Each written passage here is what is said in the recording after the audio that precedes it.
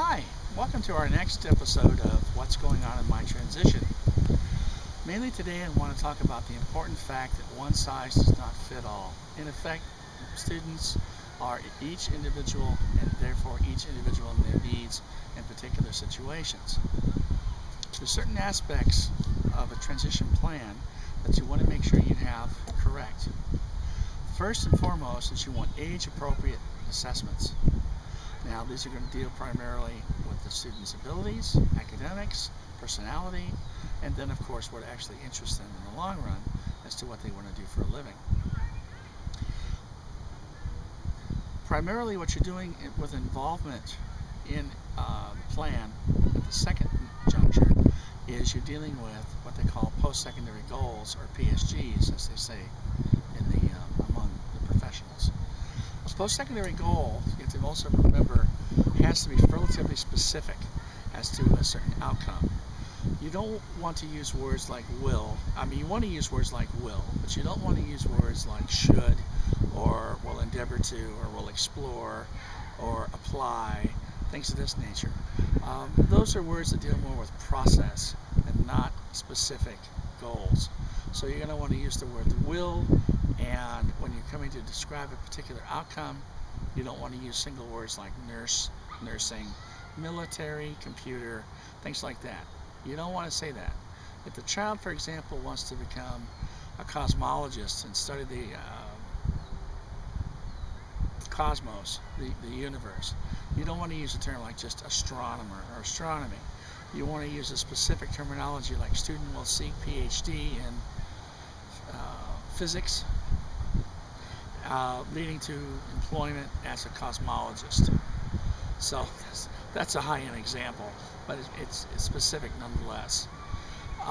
Another aspect that you want to look forward to is that for the students are going to need certain specific needs and support services. Now, some students are not going to have the cognitive or academic ability to necessarily be involved directly in gainful employment. That, however, does not mean the transition ends at that point. Rather than give up on that, you then replace those goals with important daily living skill goals. And of course, the IEP also has to strongly emphasize personal care and independent living skills as well.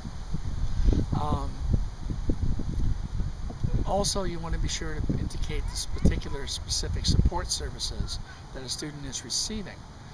For example, for a child that is in the learning disabled or perhaps mildly disabled category, they're of course going to need reasonable accommodations on their coursework in vocational or college. The higher up in the spectrum, such as in autism or in certain cases of orthopedic or developmental disabilities, the child's going to need more support services, which are going to include OT, speech, behavioral interventions, things of this nature. For students that are classified with emotional disturbance, you're going to have to make references to specific mental health issues, certain mental health supports, counseling services, behavioral interventions as well, things of that nature.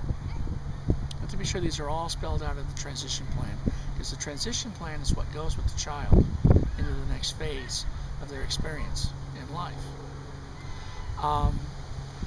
One aspect that is very, very important to remember is also the interrelation that you're going to have to start developing between agencies. You're no longer going to be just dealing with the school district.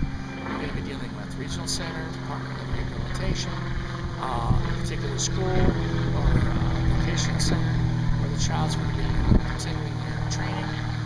And you want to be able to have an interrelation between all of these people so that they're all talking to each other, so that you have a coordination of services. That's extremely important. And that is where the parents really have to step up to the plate and become the case manager.